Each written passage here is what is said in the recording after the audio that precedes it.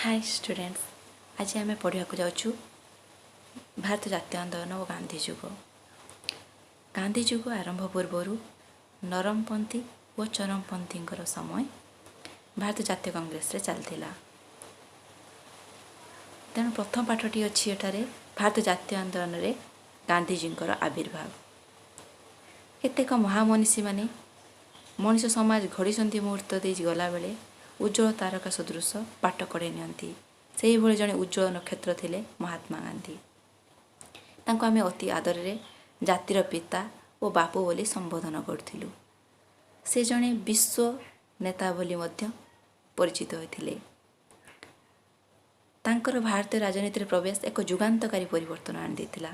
ए प्रथम पाठरे आमे आलोचना करिबा तांको बाल्य जीवनी विषय रे, तांकर जन्म, तांकर विभागर एवं से केबे पढ़िया पाई जाइतिले ओ केबे तांकर आईन व्यवसाय आरंभ करथिले।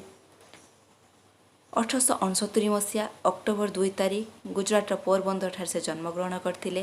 तांकर नाम थिला मोहनदास करमचंद गांधी।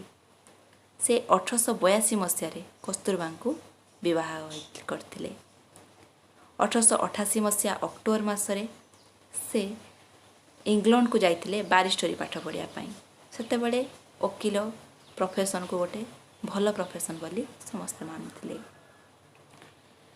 1891 जून मासरे से इंग्लैंड रु तांको पाठपढ़ा सारी प्रत्यावर्तन करथिले। तापरे से तांकर चाकरी जीवन आरंभ करथिले दुईटी सहर रु बॉम्बे और राजकोट। से तांकर आईन व्यवसाय आरंभ करथिले। मात्र विधिर विधान थिला विचित्र और अलगा।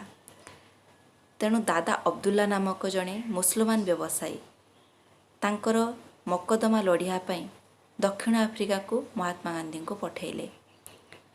महात्मा गांधी दक्षिण आफ्रिकार नाटाल सहर को यात्रा कले दादा अब्दुल्ला नामक व्यवसायी मकदमा लड़िबा को। आमे जानिलु चारोटी मसीहा कथा। गोटे हूँ 1869 अक्टोबर 2 तारिख तांकर जन्म। 1882 कस्तूरबा को विवाह। 1888 मसीहा इंग्लैंड को यात्रा। 1891 प्रत्यावर्तन। एटा को आमे सर्ट नोट्स आकार एमती देखिपर।